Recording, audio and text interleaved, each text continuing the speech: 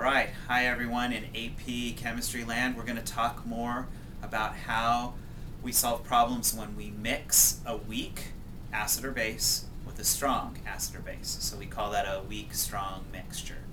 And yesterday, if you take a look here at your flow chart, we talked yesterday about excess weak.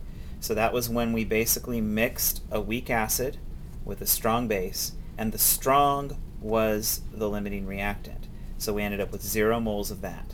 So we had excess amount of the weak, and of course we produced some of the conjugate. So once you have that, then we're able to plug it into Henderson-Hasselbalch because we have the conjugate and the acid ratio. So now if we move over here on the chart, we're going to be looking at equivalence. So this is what happens when we have equal amounts of the weak and equal amounts of the strong. Both of them are completely used up, and the only thing that we have left over is the conjugate. So now the conjugate starts to create its own equilibrium system with water and creates a new pH. So let's talk about how we would go about solving it. So if we pull back here, I'm going to give us a problem that looks like this. What is the pH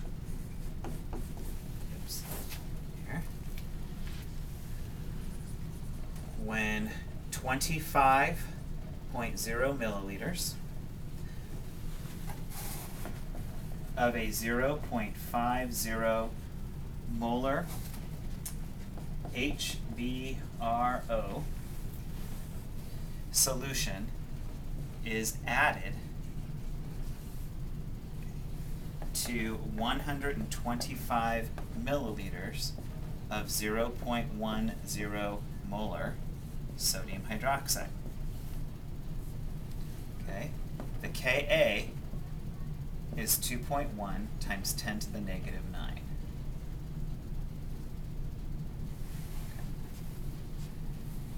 So, the first thing we're going to do is we're going to write out the equilibrium system. So we have HBRO plus hydroxide. Remember, when we add the base, we dissociate it and we take off the cation because it's just a spectator. Okay? And remember, we write neutralizations in one direction. So BRO minus plus H2O. Okay? Now we're going to create our mole tally table. So we have initial, change, final. So it's like an ice table, but it's different. Now we can do it one of two ways. The best way to do it is we want to convert our molarity into moles. Okay? So when we look over here, we have 25 milliliters times 0.50 moles.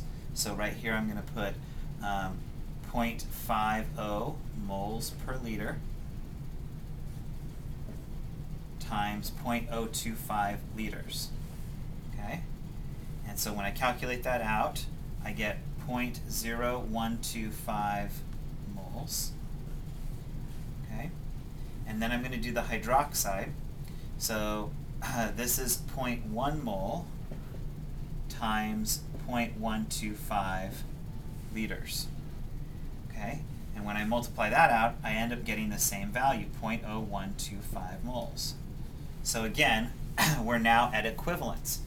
This is important that you recognize that you throw this into moles, because initially you might think, oh, this is more concentrated, the weak acid, than the bases. But we actually have more of the base. So when we add up the overall value of moles, we have equal amounts of moles.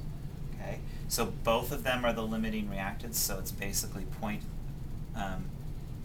minus 0.0125 minus 0.0125.